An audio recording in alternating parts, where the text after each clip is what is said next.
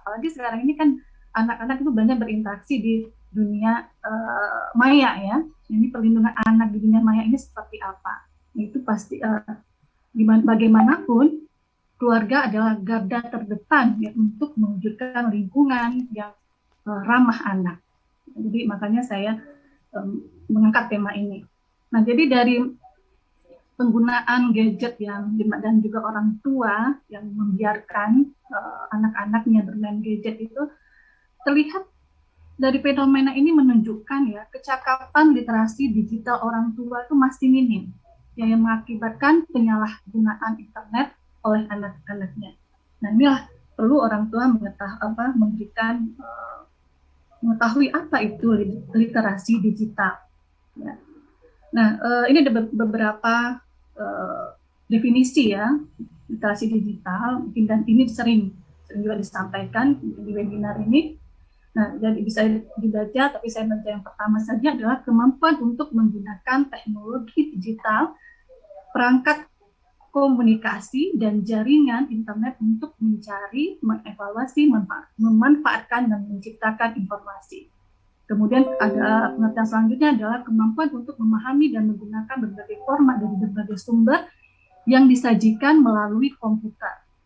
Dan yang terakhir yang saya dapatkan dari definisi dari literasi digital dari beberapa sumber itu adalah kemampuan seseorang untuk menjalankan tugasnya secara efektif dalam lingkungan digital. Nah, di sini berarti bahwa kaitannya ya dengan digital literasi for parents ini, literasi digital untuk orang tua ini tentu saja bukan hanya berkaitan dengan keterampilan teknis ya, mengakses internet terkait dengan literasi digital ini, namun juga kemampuan dalam memfilter beragam informasi dan hiburan yang disediakan oleh internet. Nah, termasuk di sini beragam aplikasi di ponsel ya yang digemari oleh anak-anak. Nah, jadi dengan demikian literasi digital ini memiliki makna bukan hanya sebatas proses anak-anak berinteraksi dengan internet, tapi juga bagaimana interaksi tersebut memiliki kontribusi ya pada beragam aspek tumbuh kembang anak. Ya, dalam pengertian ini literasi juga berarti adanya peran orang tua di dalam mendampingi anak, terutama mereka yang berusia dini, ya.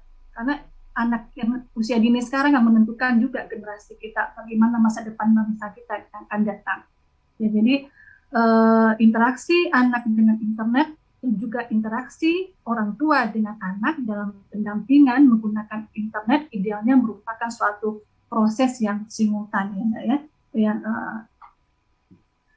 nah, jadi di sini ada beberapa pokok bahasan ya. Pertama adalah waspadai tsunami digital.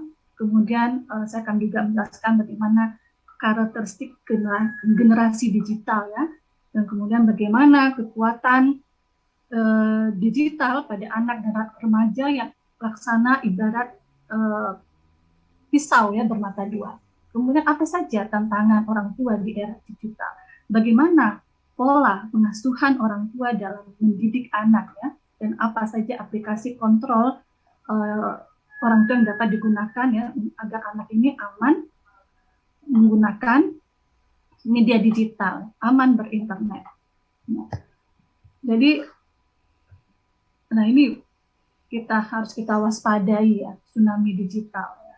Nah ini tsunami digital kalau dulu di kota saja, sekarang sudah ke desa-desa ya, apalagi dengan pandemi COVID-19 ini, di mana sistem pembelajaran sudah dilakukan secara jarak jauh ya, secara daring. Tidak mau anak-anak juga sudah menggunakan perangkat digital ya, handphone dan segala macamnya. Namun itu yang perlu diwaspadai. Jadi sudah menjadi tsunami, sudah badai sekarang ini. Nah, jadi internet hadir dalam kehidupan kita semua ya, mulai berbagai pirantinya, laptop, tablet, telepon ya. Jadi perkembangan era teknologi ya, memang membuat masyarakat lebih memilih mendapat akses informasi melalui gadget. Nah, sekarang memang masyarakat ini lebih apa ya? Sekarang masyarakat itu serba gadget lah, baca koran lewat gadget, nonton televisi juga lewat gadget gitu ya, yang mereka pegang, yang kita pegang. Jadi hal ini memang tidak terlepas dari betapa mudahnya seorang mempunyai gadget dan penggunaannya itu untuk berbagai kegiatan. Nah, namun di sini kita semua wajib waspada akan tsunami digital ini jika tidak ada proses penyaringan informasi. Nah, ini akan membawa dampak negatif, terutama pada orang tua. Ya. Orang tua agar bijaksana ya, dalam memanfaatkan terhadap anaknya, agar anaknya bisa memanfaatkan gadget mereka. Ya. Jadi terutama ini ya, anak-anak sudah diberikan gadget untuk dioperasikan, digunakan oleh sang anak, tapi orang tua tidak memantaunya apa yang digunakan oleh anak-anak. Nah, pemandangan kita sekarang ini balita saja, ya, itu sudah bisa ya mengotak-atik gawainya ya. Nah, kemudian anak-anak remaja juga menggunakan, dapat kita temukan lah setiap harinya, baik di rumah, ya, di sekolah, di mana saja. Ya, kita juga bisa melihat di tempat belanja, ya, kemudian di restoran, ya, di kafe-kafe. Jadi banyak anak-anak itu memang fokus memegang gadgetnya tanpa berinteraksi dengan orang di sekitarnya.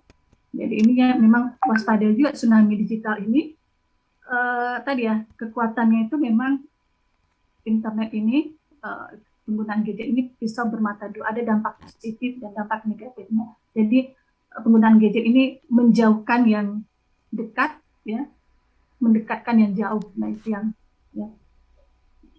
Nah kemudian terkait ini ya, saya dapatkan sumber di sini mengenai survei oleh ABJI ya, Asosiasi Penyelenggara Jasa Internet Indonesia. Nah, di sini dari data penetrasi penggunaan internet ini, memang kecenderungan usia pengguna internet itu semakin lama, itu semakin muda. Ya. Ini ada pengelompokan umur, ya, pengelompokan umur. Nah, jadi di sini kita bisa melihat ya dari penggunaan media, ya, media sosial yang banyak digunakan itu YouTube ya, mungkin karena YouTube itu lebih ini ya, audio visual, satu kita banyak anak-anak bisa melihat ya secara visual, secara audio juga, dan banyak sekali informasi hiburan di sana ya. Nah, jadi apalagi ya sekarang ini kita lihat bahwa penetrasi dan jumlah pengguna ya internet yang terus meningkat secara signifikan setiap tahunnya menggambarkan betapa aktifnya ya masyarakat Indonesia di dunia maya. Nah, salah satu faktornya mungkin yang sekarang ini adalah pandemi COVID-19 ya, yang memaksa masyarakat untuk menjalankan berbagai aktivitasnya ya secara daring, termasuk proses kegiatan belajar mengajar. Jadi mungkin ini meningkatnya ya pengguna di usia muda. Nah, namun di sini perlu juga ya kita pahami bagaimana karakteristik generasi digital. Jadi ada dua generasi di dunia maya. Ya, ya bagaimana perbedaan perilaku terhadap teknologi, ya, ini menunjukkan adanya perbedaan generasi, yaitu generasi digital native dan digital imigran. Yang ini disampaikan oleh Mas Spensi 2001 ya. Nah, digital native ya itu dikatakan sebagai penduduk asli dunia maya. Artinya seseorang lahir di mana internet sudah ada dengan beragam media sosialnya. Ya. Sedangkan digital imigran itu adalah peralihan seseorang dari dunia tanpa digital ke dunia digital. Ya. Jadi kelompok ini ya itu lahir saat tidak ada internet. Nah, atau generasi yang baru belakangan kenal dengan internet. Tapi, nah, bimbingannya sangat dibutuhkan oleh generasi digital native dalam menyikapi ya segala sesuatu yang berkembang di dunia maya. Seperti kalau saya ini berarti digital imigran. Ya, anak saya itu digital native ya. Nah, jadi bagaimana ini jaraknya antara digital imigran dan digital native itu adalah bagaimana kalau bahasa komunikasi itu menjembataninya. Seperti saya memang itu lama ya Mbak ya diberi keturunan ya usia saya 40 39 baru diberikan amanah ya. Tahun 2015 saya diberikan amanah ya oleh Allah Subhanahu wa taala ya lahirnya seorang putri ya. Putri. Nah, sekarang berusia 5 tahun. Nah, itu berarti kan saya harus menyesuaikan bagaimana polanya karena dia sudah terlahir di era digital. Jadi bagaimana nih digital imigran menyesuaikan dengan digital native seperti itu. Nah, Mbak Nova, mohon izin mau mengingatkan waktunya tinggal 5 menit. Oh ya, baik. Terima kasih. Oke, saya langsung saja kalau begitu ya. Jadi ada perbedaan antara digital imigran dan digital native. Intinya ada digital imigran ini orang tua itu tidak bisa memaksakan ya anak-anaknya untuk ikut kepada alamnya ya dunia mereka dahulu karena ini beda.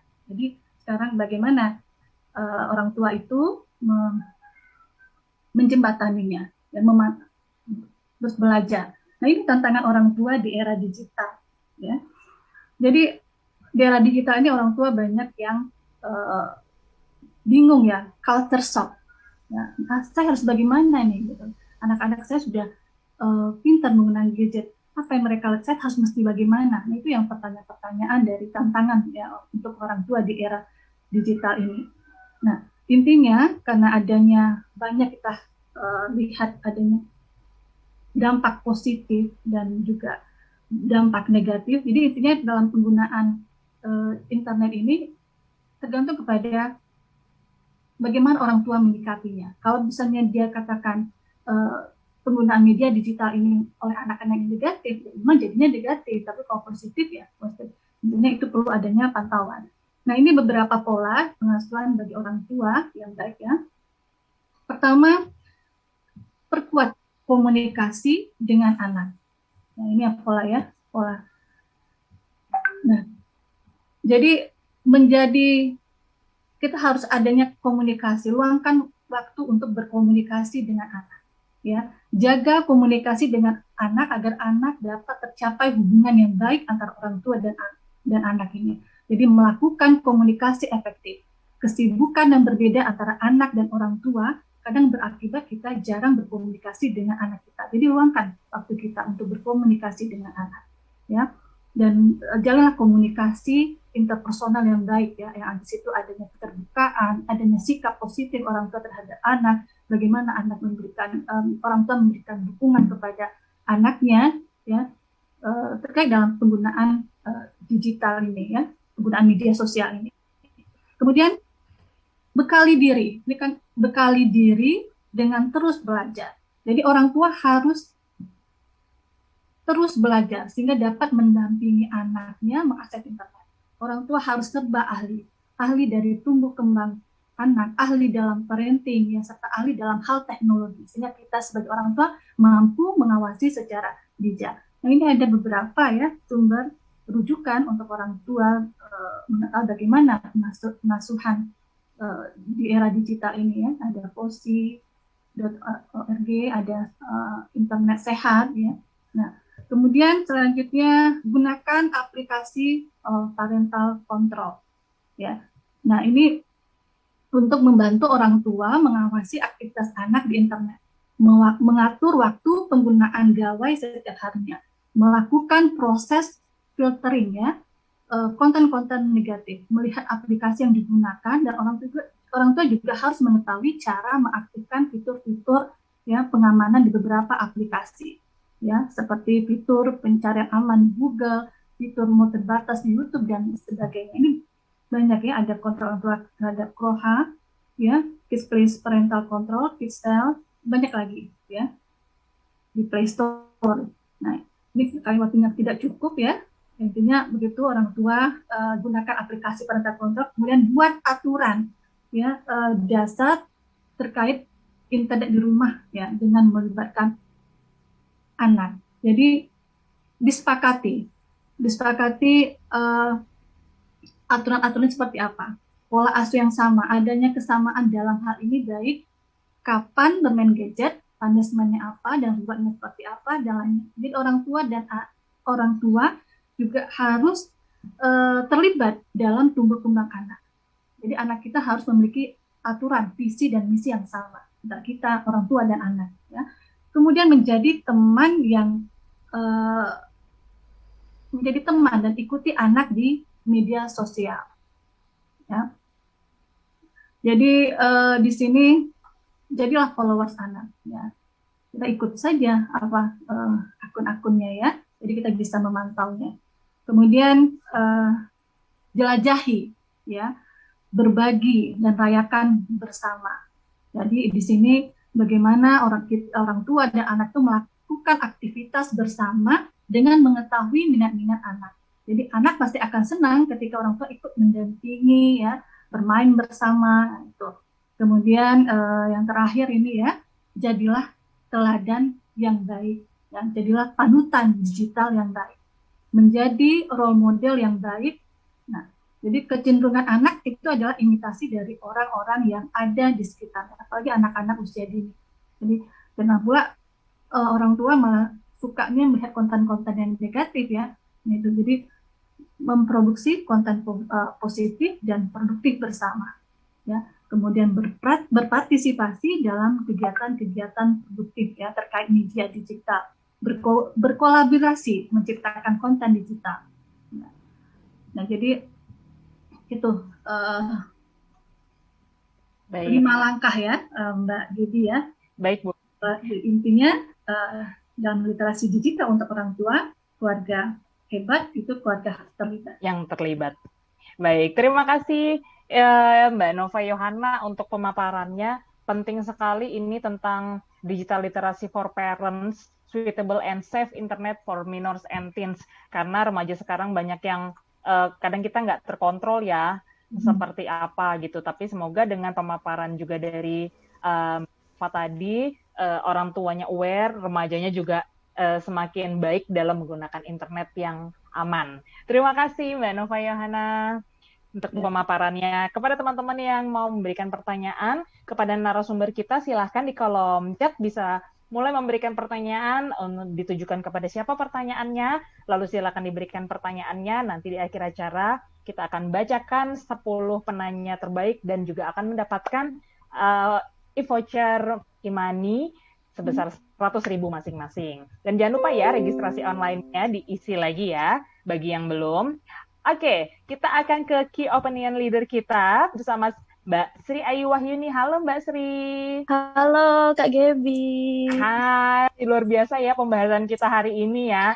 Iya, tentu. Bermanfaat sekali semuanya, baik secara safety-nya, secara budaya yang baiknya seperti apa, skill-skill yang dibutuhkan apa saja, dan itu semuanya berguna bagi kita. Berguna kita banget, ya. Cakap digital nih Kak ke depannya. Betul. Silakan Kak Sri Ayu Wahyuni yang mau disampaikan selama 20 menit ke depan, kita persilakan. Baik, terima kasih kepada Kak Gebi. Oke, Assalamualaikum warahmatullahi wabarakatuh. Salam kenal buat rekan-rekan semua dan salam kenal kepada moderator kita pada siang hari ini dan kepada narasumber, keempat narasumber juga. Perkenalkan, nama saya Sri Ayu Wahyuni, biasanya dipanggil Ayuni. Saya Key Opinion Leader dari Provinsi Kepulauan Bangka Belitung. Salam kenal semuanya. Baik, mungkin di sini saya akan menyampaikan kesimpulannya saja dari keempat narasumber kita yang sudah menyampaikan poin-poin apa saja tentang tema kita pada siang hari ini, budayakan internet sehat.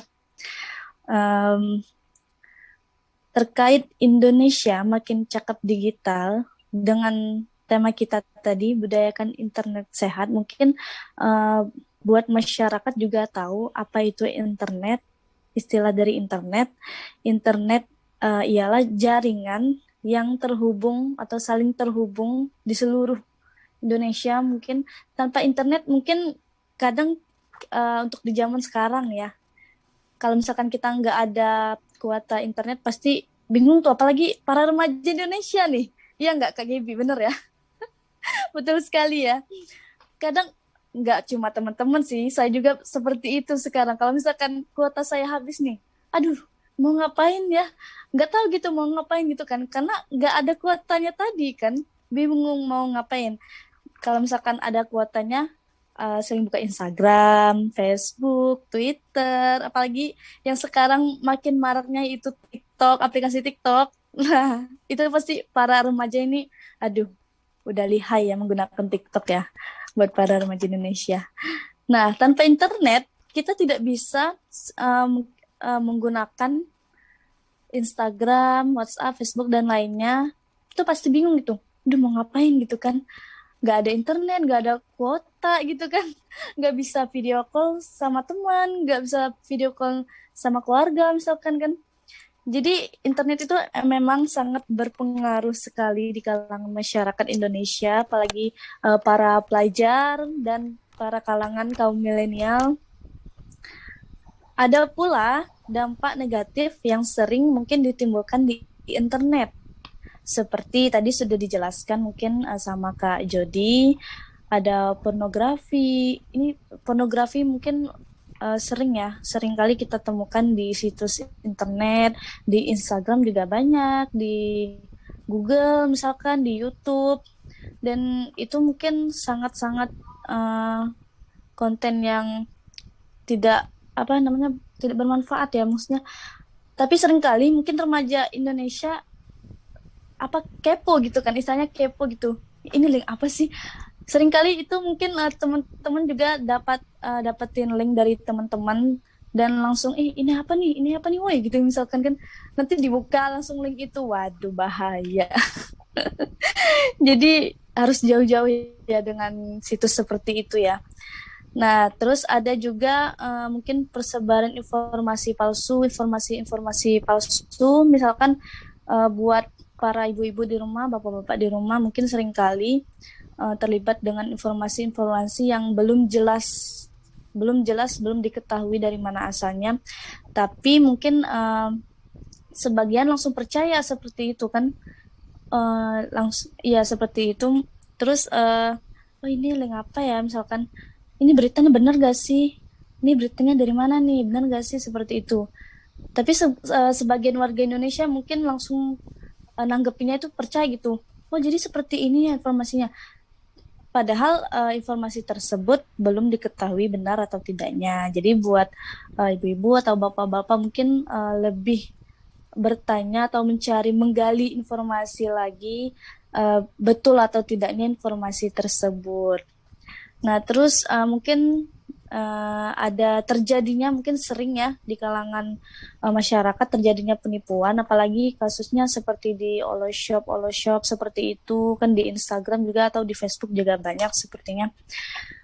Dan mungkin itu kita bisa nanggepinnya itu kita mencari dulu nih nama Instagramnya apa, profilnya apa, dan kita harus mencari tahu itu, oh ini Oloshop ini gak sih, benar gak sih, maksudnya nanti kalau misalkan kita udah pesen, tahu pesanan kita nggak sampai gitu kan, kita sudah transfer gitu uangnya, nggak taunya ya malah kabur gitu kan, nggak ada lagi itu Oloshopnya. Nah ruginya di kita gitu. Jadi perlu berhati-hati buat para ibu-ibu atau bapak-bapak atau teman-teman semuanya yang bersosial media, lebih berhati-hati lagi. Nah, bagaimana cara kita menghindari hal tersebut? Kita lebih teliti lagi gitu. Kita lebih teliti menjangkau, kita lebih teliti lagi dalam melihat informasi tersebut agar tidak terjadi hal-hal yang seperti tadi. Nah, terus berpikir lagi sebelum membagikan berita atau informasi yang belum kita ketahui benar atau tidaknya gitu. Jadi ya kita ketahui dulu, kita cari dulu informasinya benar atau tidaknya, baru kita share gitu ke teman, misalkan ke keluarga, karena berita tersebut mungkin sudah benar. Nah, seperti itu.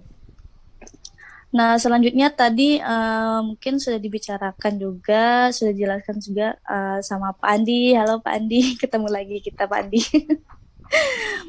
Ya, Eh, tentang apa ya, budidaya ya, budaya digital. budaya ya, Ya. budaya digital ya. Nah, ini mungkin buat para pelajar nih, lagi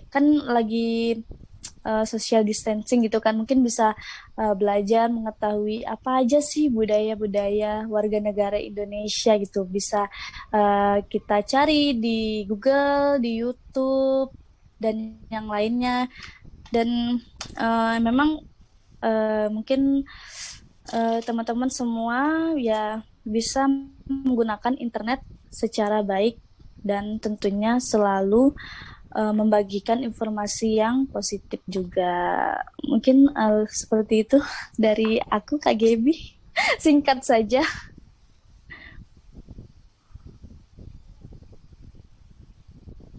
Singkat tapi tentunya sangat berguna nih Kak Sri untuk kita semua, karena ya poin penting tadi contoh seperti yang kalau kita lagi di waiting room ya, tentang hoax nih, biar nggak gampang banget kita dapat link terus main gitu. Tapi memang kan kalau kita mungkin yang muda-muda udah lebih aware, memang mungkin ini banyak terjadi di orang tua kita ya, betul bapak sekali. Ibu kita yang memang mungkin barulah di dunia menggunakan internet ini, gunakan gitu ya. Iya, betul. Jadi kayak latah aja langsung gitu. Nah Kak, sebagai influencer sendiri nih Kak, seberapa besar peran digital dalam kehidupan Kakak? Yang bisa Kakak describe tuh seperti apa? Kalau aku sih ya emang sangat berpengaruh sekali, apalagi sekarang mungkin sebagian banyak yang sudah mengenali aku di Instagram misalkan. Apa aja sih kegiatan aku di Instagram, karena semua mungkin konten-konten aku share di sana gitu, tapi share-nya share yang positif gitu kan. Nah, seperti yang aku bilang tadi, kalau misalkan aku nggak ada kuota, nggak ada internet, aku nggak bisa memberikan kegiatan aku seperti apa gitu. Jadi seperti itu. Itulah kontennya, itulah pekerjaan Kakak sekarang, istilahnya gitu betul, ya. Iya. Baik ya, luar biasa banget sih memang peran digital ini, terutama sekarang. Kalau kata narasumber kita yang pertama tadi Kak Jody, bukan live and digital lagi, tapi live in digital gitu ya, live in digital gitu ya. Iya. Luar biasa, terima kasih Kak Sri untuk sharingnya. Terima kasih Kak Gaby. Siap, oke. Baik, para teman-teman yang sudah memberikan pertanyaan-pertanyaan di chat box, sebentar lagi kita akan membacakan. Bagi teman-teman yang belum memberikan pertanyaan di chat box, bisa sambil dijawab pertanyaan-pertanyaan yang awal, teman-teman masih bisa terus memberikan pertanyaan-pertanyaan yang ditujukan kepada para narasumber kita.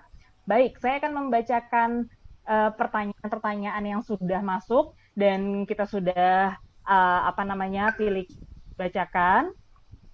Kita akan masuk ke Q&A. Sebelumnya saya menyapa para narasumber. Halo. Masih bersemangat kita. Halo. Siang ini. Halo, Kak. Baik. Ya, ini ada pertanyaan pertama.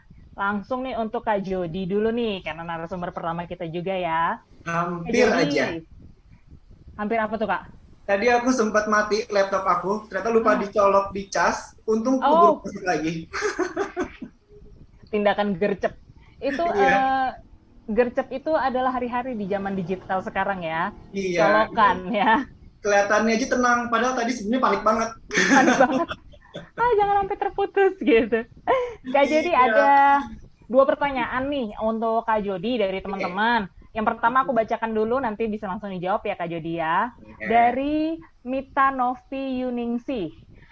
Kak Jody, di sini mau izin bertanya buat Kak Jody. Ada nggak sih Kak tips atau strategi membangun sebuah personal branding yang baik di era digital sekarang? Silakan Kak. Wah, ini pertanyaan yang baik sekali, karena kalau kita membahas personal branding adalah salah satu alat untuk meningkatkan nilai jual kita di era saat ini. Betul. Jadi kalau misalkan bahasa sederhananya kamu mau meningkatkan jumlah penghasilan kamu, selain investasi, selain bekerja tambah waktu, itu dengan personal branding. Sesuai yang aku bilang, personal branding bisa meningkatkan nilai jual. Nah, sekarang pertanyaannya gimana caranya membangun personal branding di era digital? Sederhana sekali. Yang pertama, tentukan dulu value kamu maunya apa. Tentukan dulu branding kamu maunya apa. Misalkan, saya ingin di branding sebagai profesional MC. Atau saya mau di branding sebagai chef yang masakannya enak. Atau saya ingin di branding sebagai seorang profesional fotografer. Nah, tentukan dulu itu satu. Cara nentuinnya adalah cari tahu dulu keterampilan dan kesukaan kamu di mana, ya. Nah, kedua, setelah kamu tahu, oh, saya ingin menjadi seorang profesional desainer, misalkan gitu. Yang kedua adalah munculkanlah nilai ini di media sosial kamu. Bisa dimulai dari Instagram, Facebook, atau Twitter. Kalau di Instagram, ini salah satu media sosial yang sudah menjadi CV online, bisa kamu munculkan di bio Instagram. Munculkan dulu, nama kan misalkan Jody Caprinata, bawahnya profesional MC. Jadi ketika orang melihat media sosial kamu, orang udah tahu dulu nih, oh ternyata dia seorang profesional MC. Lalu yang selanjutnya, kamu harus bisa memposting hal-hal yang berhubungan dengan branding kamu. Misalkan posting tentang kalau public speaking, saya posting hal-hal berbau ilmu public speaking. Saya posting seputar event-event yang saya jalankan. Nah, bagaimana si personal branding ini bisa kuat dengan cara kolaborasi, dengan cara mengikuti event-event aktif. Lalu kamu tampilkan, lama-kelamaan, personal branding itu nggak singkat langsung jadi. Dia itu harus dipupuk lama-lama, personal branding kamu akan kuat di situ. Begitu, Kak Gaby. Baik, jadi tentukan dulu kesukaannya ya Kak ya. Jangan kita mau personal branding, tapi sebenarnya kita nggak gitu banget gitu. Iya, itu jadinya pencitraan. Kalau misalkan kita nggak suka, tapi kita pura-pura suka. Benar. Dan ngejalaninnya lebih natural nanti munculin di dunia sosialnya ya gitu ya. Betul. Baik. Semoga menjawab pertanyaan dari Mita Novi, pastinya nih jawaban dari Kak Jody ya. Selanjutnya Kak Jody ada pertanyaan dari Iela Melsyafina. Mas Indonesia termasuk kategori dengan citizen paling tidak sopan dalam bermedia sosial, seperti banyaknya hoax tersebar, penipuan, dan pembulian. Lalu bagaimana cara mengedukasi mereka, sedang tingkat membaca dan literasi di Indonesia pun rendah. Bahkan webinar seperti ini pun kebanyakan netizen tidak begitu tertarik untuk berpartisipasi. Nah, ada masukan apa nih Kak Jody? Wow, ini sebuah pertanyaan yang menunjukkan rasa peduli juga terhadap sesama di dunia digital, karena kita tahu ini beredar luar biasa kerasnya. Jadi yang ingin saya sampaikan di sini adalah bagaimana caranya membentuk lingkungan yang baik harus dimulai dari lingkungan yang kecil terlebih dahulu. Kita nggak bisa nih langsung gerakan, ayo semuanya jangan pakai hoax ya, jangan ikutin hoax ya. Kita harus mulai dari lingkungan kita, dari diri sendiri terlebih dahulu. Lalu kita ajak keluarga kita. Kemudian kita bisa explore dari postingan-postingan kita yang mengajak kebaikan kepada semuanya. Karena lebih baik dimulai dari diri sendiri daripada kita menggantungkan harapan ke orang lain. Lebih baik dimulai dari hal yang kecil daripada nggak dimulai sama sekali. Dan lebih baik terlambat daripada diintar-intar dan akhirnya tidak kita lakukan. Begitu, Kak Gaby. Betul. Jadi istilahnya bisa dimulai dari diri sendiri, nanti kita share sesuatu yang baik, kita tunjukkan sesuatu yang baik, semoga jadi influence yang baik juga buat sekitar ya Kak ya. Betul sekali. Semangat ya untuk menangkal hoax, karena ini gak gampang dan PR kita semuanya. Betul. Thank you Kak Jody untuk sharing dan pemaparan dan jawaban-jawabannya nih ya untuk Yela dan Mita. Kita akan masuk ke pertanyaan selanjutnya. Ini untuk Mbak Ira dari Noviana.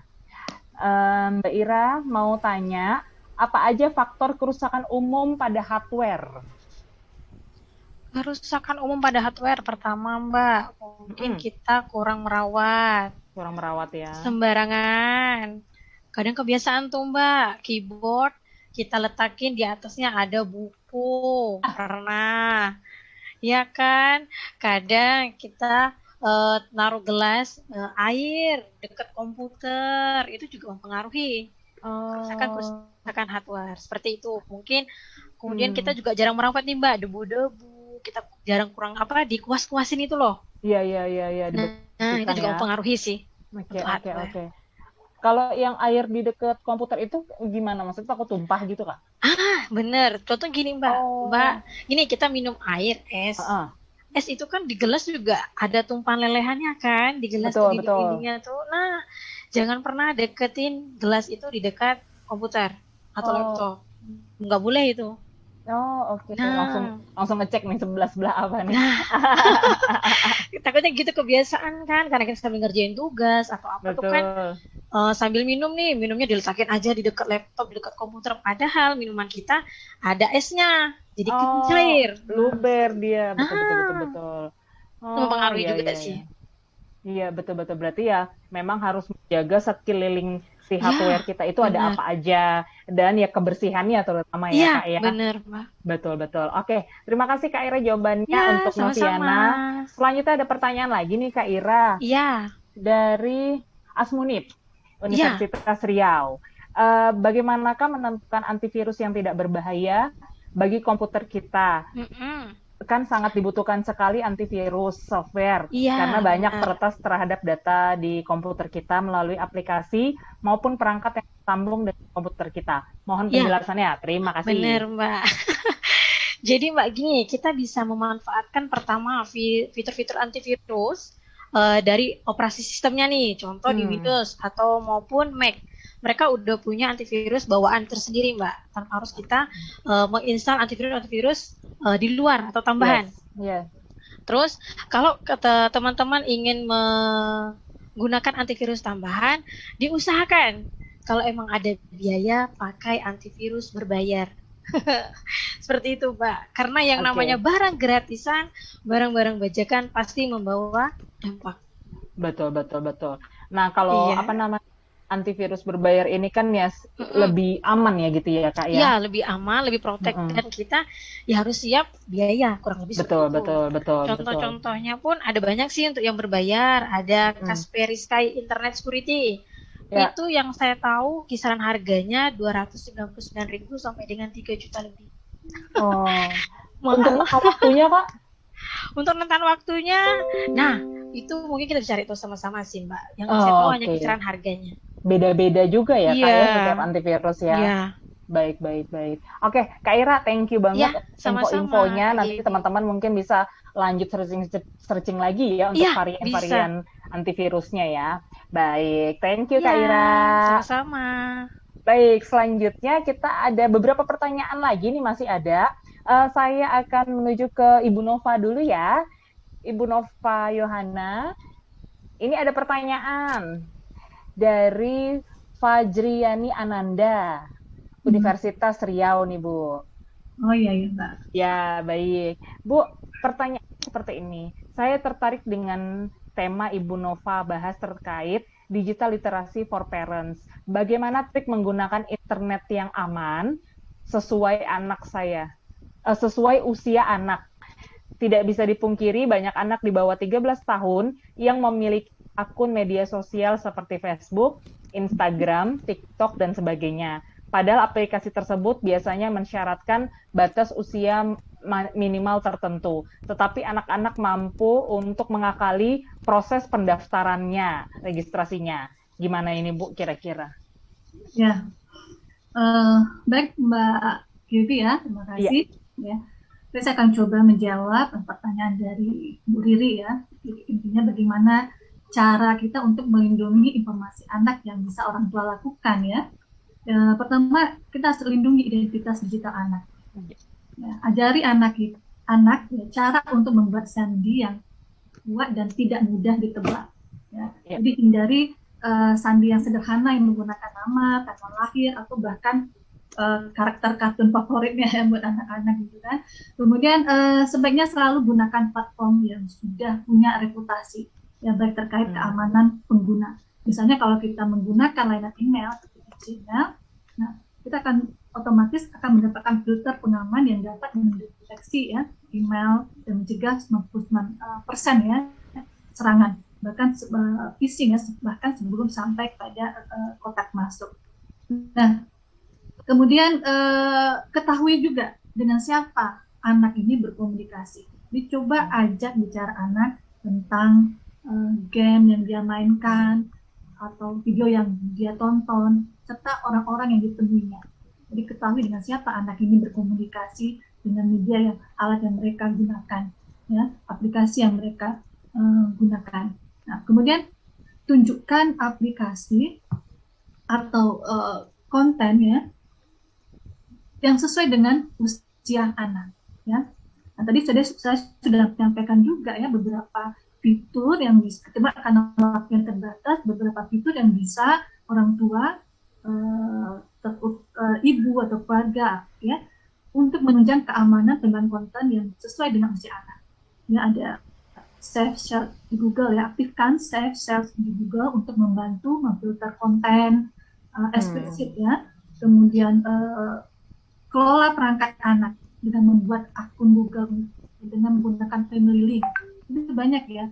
Jadi ada banyak aplikasi-aplikasi kontrol ya untuk orang tua yang memantau konten apa yang sesuai dengan usia anak dan apa yang mereka gunakan.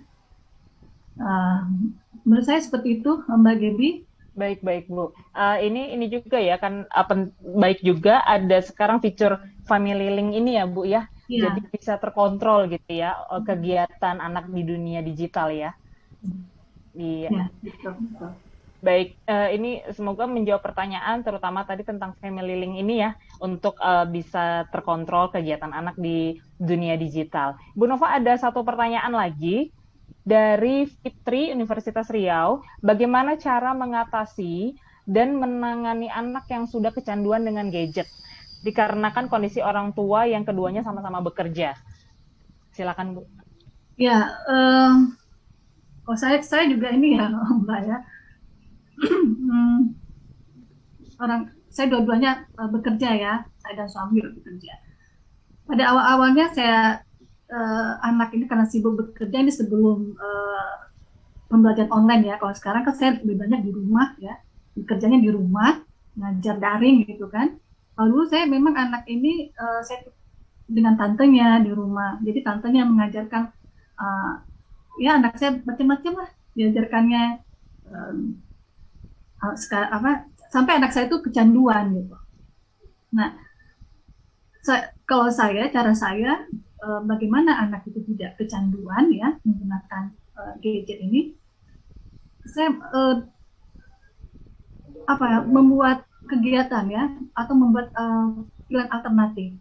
Ya waktu itu sebelum pandemi, saya lebih baik anak saya ini masukkan ke tempat ini ya alifakid ya, sekolah pendidikan anak untuk membangun karakter anak. Jadi anak-anak di situ berinteraksi ya, belajar bersosialisasi. Jadi dan ya mengurangi aktivitas anak lah untuk bermain gadget ya. Kemudian di rumah pun ya seperti anak saya itu kalau sudah berhenti beraktivitas pasti dia aduh pusing nih, mana handphone gitu kan, mana pusing ada teman gitu. Jadi ya udah saya berusaha untuk menemaninya ya, pergilah anak main gitu kan, mainlah sama anak. Nah, intinya kita batasi lah waktu untuk anak ini menggunakan gadget. Iya. Gitu.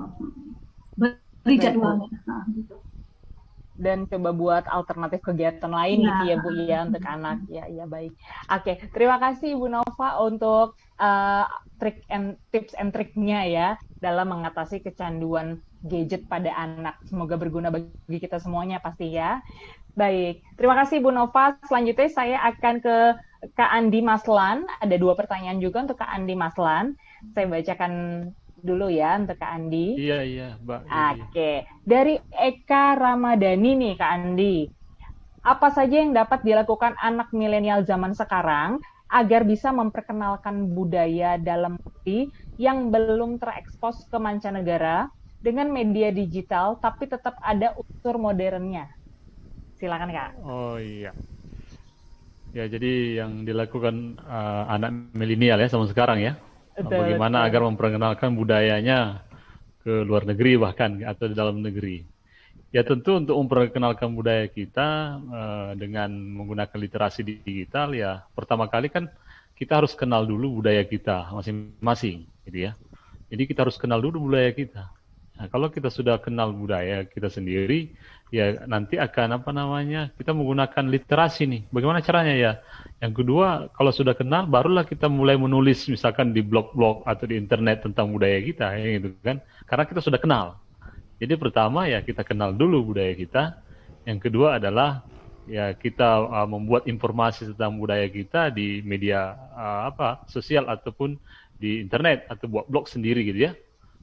Dibuat blognya atau dibuat media lainnya, misalkan buat program websitenya, buat video atau animasi ya. Kalau misalkan membuat animasi itu perlu suatu keahlian gitu ya. Harus belajar juga jadinya, harus belajar tentang multimedia misalkan ya. Nah, jadi yang pertama yang harus dilakukan ya kita harus kenal dulu budaya kita.